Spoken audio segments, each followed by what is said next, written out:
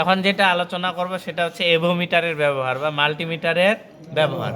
তো প্রথমেই যেটা আসতেছে আমরা কন্টিনিউটি কোথায় ব্যবহার করব। এই যে দেখেন এখানে এখানে বার্জার আর এখানে একটা লাল যে চিহ্ন দেওয়া আছে সেটা হচ্ছে কন্টিনিউটি, অর্থাৎ এভাবে যদি ধরি তাহলে বার্জারটা বাজবে, তার মানে এটার সাথে কি আছে, এটার কন্টাক্ট আছে।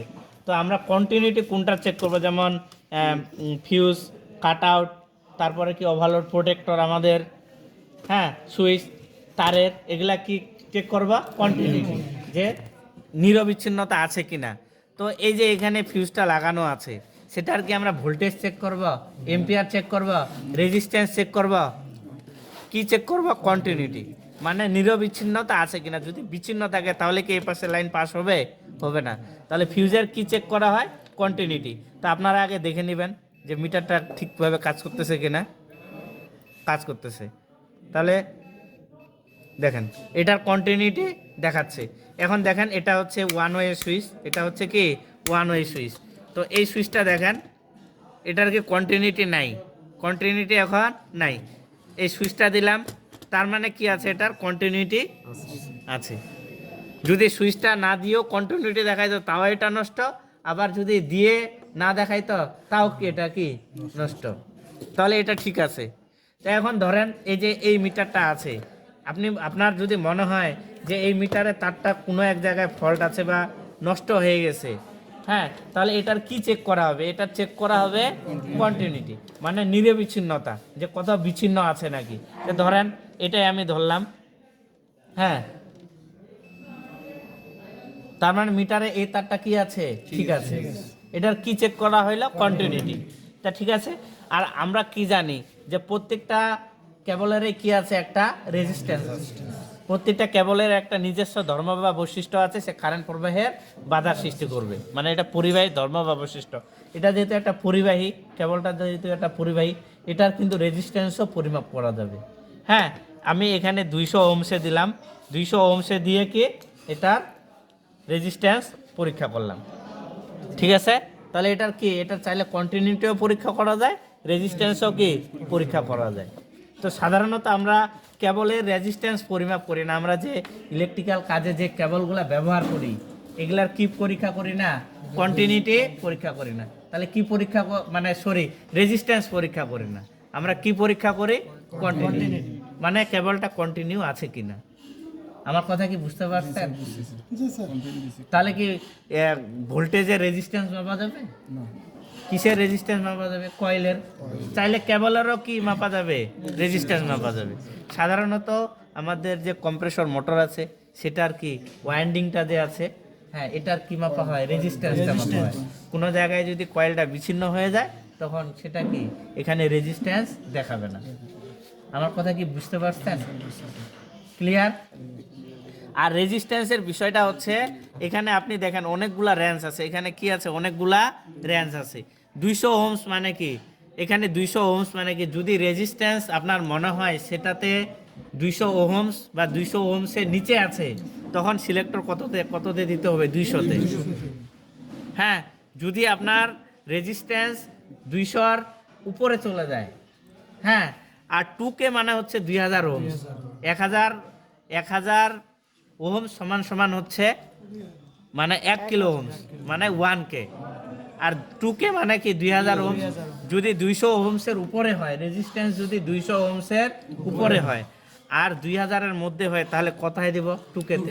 এই যে যেমন আপনারা ওখানে ফ্যান চেক করতে গিয়ে বলছিলেন যে স্যার মিটার নষ্ট, তার মানে ওটার রেজিস্ট্যান্স হচ্ছে 200-র বেশি, আর আপনারা দিচ্ছেন কততে, 200-তে, এই জন্য পার্ট দেখায় নাই, ঠিক আছে। তো যদি আবার 2000-এর উপরে হয়ে যায়, অর্থাৎ 2K-র উপরে হয়ে যায় আর আপনার মানে 20K-র মধ্যে থাকে তখন আমাদের সিলেক্টর কোথায় দিতে হবে, 20-এ। তাহলে এটা রেজিস্ট্যান্স রেঞ্জটা বোঝা গেছে। তা এবার যদি আমি আসি ভোল্টেজে, এবার কিসে আসি, ভোল্টেজে। তো ভোল্টেজ আমরা পরিমাপ করব, ভোল্টেজের একক কি, ভোল্ট। হ্যাঁ, ভোল্টেজের একক ভোল্ট। এই যে এখানে দেখেন, এখানে আমি একটা জিনিস আপনাদের বুঝাই যে এখানে এই যে এখানে ভি এর সাইডে এই যে এরকম সোজা টান দেওয়া আছে, মানে কি আমরা কি জানি যে যে কারেন্ট চলার সময় কি করে না, দিক পরিবর্তন করে না, সেটা কি ডিসি বা ডাইরেক্ট কারেন্ট বা একমুখী প্রবাহ। তাহলে যদি ভি এর সাইডে এরকম যদি থাকে সমান একটা টান, সেটাই তাহলে কি ডিসি ভোল্টেজ, ডিসি ভোল্টেজ বা ডিসি ভোল্ট। তো এটা কিভাবে থাকতে পারে, এটা থাকতে পারে এই যে এইভাবে একভাবে থাকতে পারে, হ্যাঁ, আবার ভি এর নিচেও দেখতে পারে, কারণ মিটার যেহেতু এক কোম্পানির না, বিভিন্ন কোম্পানি বিভিন্নভাবে ম্যানুফ্যাকচারিং করছে। তাহলে ভি এর সাইডেও সমান একটা টানতে পারে, ভি এর সাইডেও একটা সমান টান থাকতে পারে, আবার কি ভি এর নিচেও একটা থাকতে পারে, আবার কি লেখা থাকতে পারে, ডিসি ভিও লেখা থাকতে পারে, আবার ভিডিসিও লেখা থাকতে পারে। সবগুলা তাহলে কি বোঝাচ্ছে, ডিসি ভোল্টেজ। তো এখন তার মধ্যে আবার কি আছে, 2M মানে 200 এম মানে কি 200 মিলি ভোল্ট, মানে কোনো জায়গায় কোনো ইকুইপমেন্ট আছে বা ব্যাটারি আছে বা কোনো জায়গায় আছে যেগুলাতে কি ন্যানোভোল্ট সাপ্লাই হয়, হ্যাঁ, বা মিলিভোল্ট সাপ্লাই হয়, সেই ভোল্টেজটা মাপার জন্য কোথায় মিলিভোল্ট ব্যবহার করতে হবে। যদি 2 ভোল্ট বা 2 ভোল্টের নিচে হয় তখন আমাদের কি করতে হবে, আমাদের 2 ভোল্ট মানে সিলেক্টর 2 দিতে হবে, সিলেক্টর 2 দিতে হবে। যেমন আমাদের এই টেম্পারেচারের মিটারের ব্যাটারিগুলা, এই যে ব্যাটারিগুলা, এই টেম্পারেচার মিটারের যে ব্যাটারিগুলা, এগুলাতে কত ভোল্ট আছে, 1.5 ভোল্ট। এগুলা ঘড়িতেও ইউজ করা হয়, হ্যাঁ, ঘড়িতেও ইউজ করা হয়, বিভিন্ন মিটারে ইউজ করা হয়। তো এই ভোল্টটাতে কত আছে, 1.5 ভোল্ট আছে, এটা কত ভোল্টেজ, 1.5 ভোল্ট। তাহলে সিলেক্টর আমি কি 20 দিব না 2 দিব, 2 দিব। তাহলে এটা ক্লিয়ার। এই যে পেন্সিল ব্যাটারি আমরা বলি বা 3A ব্যাটারি বা রিমোটের ব্যাটারি, তো এটারও কত ভোল্ট, 1.5 ভোল্ট। তাহলে আমরা এটা সিলেক্টর কি 200-তে দিব না 20-এ দিব না 2-এ দিব, তাহলে কততে দিব, 2-এ দিব। তাহলে এটাতে কি করতে হবে, আমাদের 2-এ দিয়ে ভোল্টেজটা পরিমাপ করতে হবে। আর ডিসির ক্ষেত্রে অবশ্যই পোলারিটি আছে, অর্থাৎ নেগেটিভ পজিটিভ আছে। আপনি এখানে ব্যাটারির গায়ে অবশ্যই, যদি ডিসি ব্যাটারি হয়, যদি ডিসি ভোল্টেজ হয়, তাহলে ব্যাটারির গায়ে অবশ্যই কি পজিটিভ নেগেটিভ লিখে দেওয়া আছে। তো দেখেন এটা হচ্ছে কি পজিটিভ, হ্যাঁ, এটা পজিটিভ আর এটা কি নেগেটিভ। তাহলে এটা কি পরিমাপ এভাবে করতে হবে, ঠিক আছে। যেমন হ্যাঁ, এটাতে কিন্তু কি হয়ে গেছে, এটা 0.72 মানে 1 ভোল্টের নিচে, 1 ভোল্টের নিচে। তার মানে এটা কি হয়ে গেছে, আমাদের এটা ব্যাটারির কার্যক্ষমতা শেষ হয়ে গেছে। যদি ব্যাটারিটা ভালো থাকতো তাহলে কত ভোল্ট দেখাইতো, 1.5 ভোল্ট দেখাইতো। এখন এই যে এখানে একটা মোবাইলের ব্যাটারি আছে, এখানে কিন্তু কি মাইনাস প্লাস লিখে দেওয়া আছে, কথাটা কি বোঝা গেছে। তাহলে এটা ভোল্ট কত, এটা প্রত্যেকটা ডিভাইসের গায়ে কি, মানে প্রত্যেকটা ব্যাটারি গায়ে কি ভোল্টেজটা লেখা থাকে। মূলত আমরা কি দেখি যে এখানে এত ভোল্ট আছে কিনা, যদি সেই কাঙ্ক্ষিত ভোল্টেজটা আমরা না পাই বা ভোল্ট যদি না পাই, তাহলে কি ওইটাকে বলা হয় যে হয় ওটা চার্জবিহীন অবস্থায় আছে, অথবা চার্জ দেওয়ার পরেও যদি আরো মানে ভোল্টেজ না পাই, তার মানে এটার কার্যক্ষমতা নষ্ট হয়ে গেছে। তো এখানে এই মোবাইলের ব্যাটারিগুলো সাধারণত কি হয়, সাধারণত আপনার 3.7 ভোল্টের হয়, 3.7 ভোল্টেজ, হ্যাঁ। এগুলার ফুল চার্জ ভোল্টেজ অর্থাৎ চার্জ অবস্থায় দেখায় আপনার কত 4.2 থেকে 4.5 বা কোনো ব্যাটারির ক্ষেত্রে 5 ভোল্টেজও দেখাইতে পারে। তাহলে আমরা সিলেক্টর কোথায় দিব, 2-এ থাকবে না চেঞ্জ করতে হবে, যেহেতু 2-এর উপরে 20-এর মধ্যে, তাহলে সিলেক্টর কোথায় দিতে হবে, 20-এ দিতে হবে। 20-এ দিয়ে তাহলে আমাদের এখানে ভোল্টেজটা পরিমাপ করতে হবে, ঠিক আছে। এই গেল ব্যাটারি হিসাব। আর যদি আপনার 12 ভোল্টেজের যে ব্যাটারি বিভিন্ন জায়গায় ব্যবহার করা হয়, সেই ভোল্টেজটা পরিমাপ করার জন্য সিলেক্টর কোথায় দিতে হবে, 200-তে না 20-এই, 20-এই। আমরা কি জানি সাধারণত ব্যাটারিগুলা কত ভোল্টেজের হয়, 12 ভোল্টেজের। এখন যদি 24 ভোল্টেজের ব্যাটারি থাকে, বিভিন্ন জায়গায় কিন্তু 24 ভোল্টেজেরও কি ব্যাটারি আছে। এখন 24 ভোল্টেজের যদি ব্যাটারি হয়, তাহলে সিলেক্টর কি আমাদের চেঞ্জ করতে হবে না 20-এ থাকবে, 20-এর উপরে 200-এর মধ্যে, তাহলে সিলেক্টর কোথায় দিতে হবে, 200-তে। এই বাকি প্রসেসগুলো হচ্ছে সেম। এবার যদি আমি আসি ডিসির ক্ষেত্রে, মানে এসির ক্ষেত্রে, হ্যাঁ, এবার যদি আসি এসির ক্ষেত্রে, দেখেন এখানে কি আছে, এখানে এই যে সাদা রেঞ্জটা আছে, এটা দিয়ে পুরাটাকে কি বোঝায়, পুরাটাকে বোঝায় মানে ডিসি। এইখান থেকে এইখান পর্যন্ত হচ্ছে ডিসি রেঞ্জ, আর এইখান যে নীলটা আছে এই 200 থেকে এই পর্যন্ত হচ্ছে কি রেজিস্ট্যান্স, মানে কি ওহম। আর এটা কি ভোল্টেজ, কিন্তু ডিসি ভোল্টেজ। এখানে যে হলুদ আকারে আছে সেটা হচ্ছে কি এসি। তার মানে আমরা যদি কোনো এসি ভোল্টেজ মাপতে চাই, তাহলে আমাদের সিলেক্টর কোথায়, এর মধ্যেই থাকবে। ঠিক আছে, আমরা এসি মাপলাম আর এখানে দিলাম 1000-এ দিলাম, হবে না। আমরা কি মাপতেছি, এসি ভোল্টেজ মাপতেছি না ডিসি ভোল্টেজ মাপতেছি, এটা আমাদের মাথায় থাকতে হবে। সেই অনুপাতে কি করতে হবে, সিলেক্টর দিতে হবে।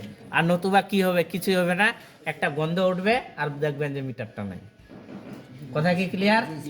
এখন এখন আমি যদি বলি যে আমাদের এই যে আমরা যে বিদ্যুৎটা ব্যবহার করতেছি সেটা সাপ্লাই ভোল্টেজ কত, আমরা সেটা সবারই ধারণা আছে, 220 কত, 220। এখন 220-এর বেশি হইতে পারে, কম হইতে পারে। হ্যাঁ, তার আগে আমি বলে নিই, ভি এর নিচে এই যে ভি এর সাইডে বক্ররেখা মানে কি বোঝায়, এসি ভোল্টেজ। এসি ভোল্টেজ এটা এভাবেও থাকতে পারে, ভি এর নিচেও বক্ররেখা থাকতে পারে, আবার কি লেখা থাকতে পারে, এসি ভিও লেখা থাকতে পারে, আবার ভিএসিও লেখা থাকতে পারে। যে কোনো 4 ভাগের 1 ভাগে থাকতে পারে, মিটারটা দেখে ঘাবড়ে যাওয়ার কিছু নাই। কথাটা কি ক্লিয়ার? এখন আমরা ধারণা আছে যে আমাদের আবাসিক লাইনের ভোল্টেজটা অর্থাৎ সিঙ্গেল ফেজ হচ্ছে আমাদের 220 মানে কি 220, আর ইন্ডাস্ট্রিয়াল বা 3 ফেজের ক্ষেত্রে হচ্ছে 440, তাই না? তো আমরা কি জানি 220, এখন 220-এর 5-10 বেশি হইতে পারে, আবার কি 5-10 কম হইতে পারে। তাহলে সিলেক্টর আমরা কোথায় দিব, 20-এ দিব না, এটা 20 ভোল্টের উপরে না, আর 200 ভোল্টের কি 200 ভোল্টের উপরে না নিচে, উপরে, 200 ভোল্টের উপরে, আর 750-এর নিচে, এর মধ্যে আর কি 200 থেকে 750-এর মধ্যে। তাহলে সিলেক্টর কোথায় দিতে হবে, 750-এ। এরপরে আপনি কি করবেন, আমাদের যে ফেজ আর নিউট্রাল আছে, ফেজ আর নিউট্রাল অথবা লাইন ও নিউট্রাল, ফেজ আর নিউট্রাল বা লাইন বা নিউট্রাল, এই যে এখানে আছে, এখানে আপনি ডাইরেক্ট কি দিয়ে দিবেন। এটা এমন না যে মানে লাল তারটা এখানে ফেজে দেওয়া লাগবে আর নিউট্রালটা কি মানে কালোটা নিউট্রাল, এমনটা না। এসির ক্ষেত্রে পোলারিটি নাই, এসির ক্ষেত্রে পোলারিটি নাই। এটা চেঞ্জ হইলে কি হবে না, কোনো সমস্যা হবে না। যদি আপনার ডিসির ক্ষেত্রে হয় তখন অবশ্যই আপনাকে পোলারিটি মেনটেন করে পরীক্ষা করতে হবে। ঠিক আছে, লালটাতে পজিটিভ দিতে হবে আর এটাতে কি নেগেটিভ দিতে হবে। এখন ভুলেও যদি আপনি পজিটিভটা নেগেটিভটা পজিটিভে চলে আসে, তখন এখানে মাইনাস শো করবে, এখানে কি শো করবে, মাইনাস শো করবে।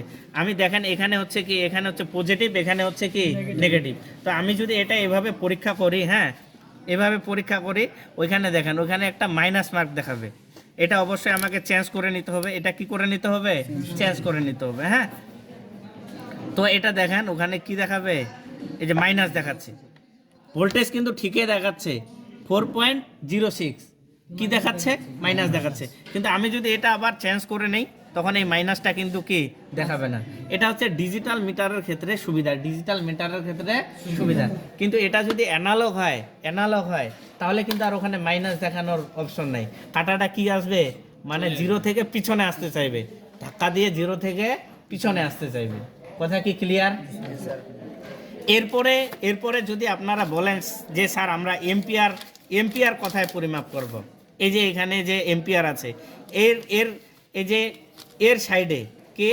এর সাইডে এরকম বক্ররেখা মানে কি এসি এম্পিয়ার, ঠিক আছে। আর এর সাইডে এরকম একটা টান মানে কি, এটা ডিসি এম্পিয়ার। তো এটা এখন এই মিটার যদি আপনি করতে চান, এম্পিয়ার পরিমাপ করতে চান, তাহলে কথায় এটা আপনি যদি মিলি এম্পিয়ার পরিমাপ করতে চান, সেটা এসি হোক বা ডিসি হোক, তাহলে এই যে এটা কমন থেকে যাবে, এখান থেকে নবটা খুলে কোথায় দেওয়া লাগবে, এখানে দেওয়া লাগবে মিলি এম্পিয়ারে। আর যদি মিলি এম্পিয়ারের উপরে হয় আর 20 এম্পিয়ারের মধ্যে হয়, তাহলে এটা খুলে দেওয়া লাগবে এখানে। তো আমরা কি জানি, আমরা যদি এম্পিয়ার পরিমাপ করতে চাই তাহলে এম্পিয়ার মিটার আমাদের সংযোগ দিতে হয় সিরিজে। আমরা চাইলেই কিন্তু আপনারা লাইন ও নিউট্রালে দিয়ে কি মাপতে পারবেন না, এম্পিয়ার মাপতে পারবেন না, বা পজিটিভ বা নেগেটিভে দিয়ে এম্পিয়ার মাপা যাবে না। তো আপনি যথা রেঞ্জে আপনি ধরেন একটা রেফ্রিজারেটরের এম্পিয়ার পরিমাপ করবেন, তাহলে সিলেক্টর কি 20-এ দিতে হবে আমাদের, হ্যাঁ যেহেতু মিলি এম্পিয়ারের উপরে আর 20 এম্পিয়ারের মধ্যে। তাহলে এই যে এখন এটা হচ্ছে আমাদের মাল্টিমিটার, তাই না, এটা হচ্ছে আমাদের মাল্টিমিটার। তো এটা হচ্ছে প্রোব, এটা হচ্ছে আমাদের রেফ্রিজারেটর। আপনি যদি এটা দিয়ে রেফ্রিজারেটরে মাপতে চান, ঠিক আছে, তাহলে আমাদের এটা হচ্ছে সাপ্লাই, এটা হচ্ছে কি সাপ্লাই। তাহলে এখান থেকে খুলে আমাদের কোথায় নিয়ে আসা লাগবে, 20-এ। তাহলে এই যে এটা একটা এটা একটা কি পরীক্ষাকরণ টার্মিনাল, এটা একটা পরীক্ষাকরণ টার্মিনাল। এই যে এটা লাইন, এটা নিউট্রাল, তো যে কোনো একটা তার কোথায় চলে যাবে, রেফ্রিজারেটরে ডাইরেক্ট চলে যাবে। এই তারটা ডাইরেক্ট না গিয়ে কি করবে, মিটারের এক প্রান্তে ঢুকবে, আরেক প্রান্তে দিয়ে কি বের হয়ে রেফ্রিজারেটরে চলে যাবে। আপনি যদি এইটা দিয়ে এম্পিয়ার পরিমাপ করতে চান তাহলে এভাবে সংযোগ দিতে হবে। আর আমরা সাধারণত কি এম্পিয়ার পরিমাপ করার জন্য এই মিটার ব্যবহার করি না। তা আমাদের কাছে কি আছে, ক্ল্যাম্প অন মিটার বা ক্লিপ অন মিটার আছে। এই মিটারের ধর্ম হচ্ছে একটা ডিভাইস যখন রানিং থাকবে যে কোনো একটা কেবলে পরাই দিলে এখানে এম্পিয়ারটা শো করবে। আশা করি মাল্টিমিটারের ক্লাসটা আপনারা বুঝতে পারছেন। হ্যাঁ, আর অবশ্যই সাথে থাকবেন, আর লাইক করবেন, শেয়ার করবেন। হ্যাঁ, আর থ্যাংক ইউ ফর ওয়াচিং।